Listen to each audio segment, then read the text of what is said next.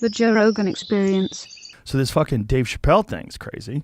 Last night, I guess it was, someone attacked him at the Hollywood Bowl. He's fine. I checked in with him today. He was laughing about it. He's in good spirits. There's a video, actually. He was laughing like right afterwards. Yeah. Because Jamie Foxx apparently had a cowboy hat and he jumped on stage to help. Jamie Foxx with a cowboy hat jumped on stage to fuck that dude up. The guy was 5 foot. That arm's broken, by the way. Definitely. That arm's fucked. There is also like the way they led him into the like when he got into the actual stretcher, you could see he's fucked. It's so funny. You can tell the type of beat up that somebody is when they're getting kicked on the ground from different angles by different people. It's a different type of like beat up look.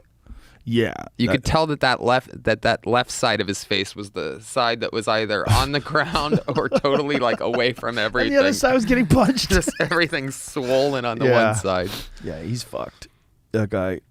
You mean, Jesus Christ. You could tell. You can always tell because you saw the actual video?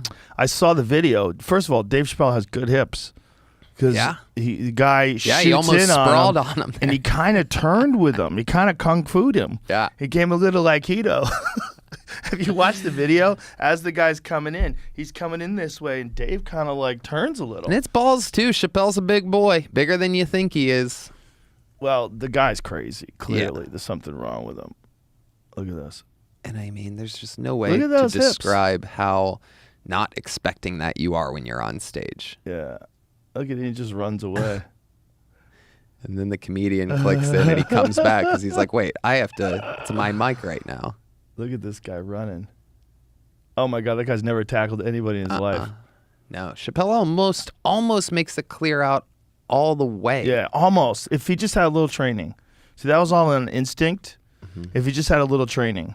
Imagine if he just punted that dude in the head when he went down. Yeah, one of those Masvidal knees. There is no security in the front row at this thing. Like, there should have been someone there that was scanning the audience for fucking weirdos that are ready to sprint.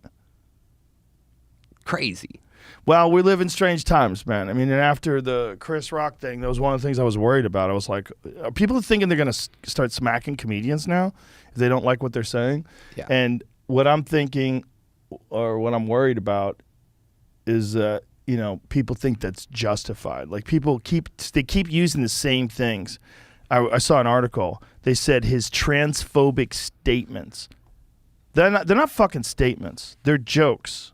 They're not jokes that are transphobic either. They're jokes that feature trans people. They're not transphobic jokes. His whole bit in that last special that everybody was mad at is essentially a love letter to his friend that killed herself because she was supporting him and she got attacked on stage. The idea that in somehow or another is transphobic just because he's talking about a trans person is fucking crazy. Right.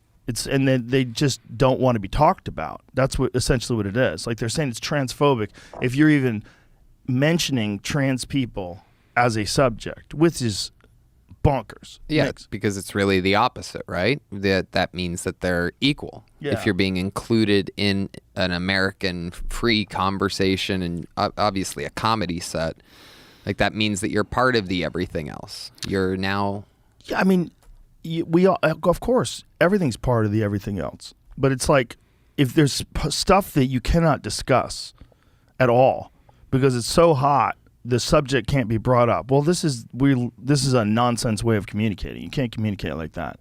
Right. You can't say people can't discuss topics. Right. Or discuss something that is prominent in culture right now. I mean, there's a lot of discussions about trans rights and about use of bathrooms and about trans kids, and the White House talks about it, and Jen Psaki was doing an interview and she was crying about it, sort of misrepresenting what the supposedly don't say gay bill in Florida, which isn't don't say gay.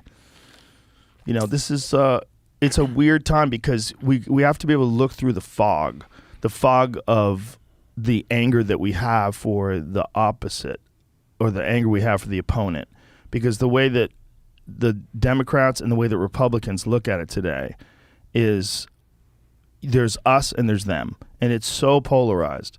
that anytime something comes up, anything like these subjects, like you want to find out what side is on what side of the issue. Like is my side on this is okay, or is my side on this is a bad thing?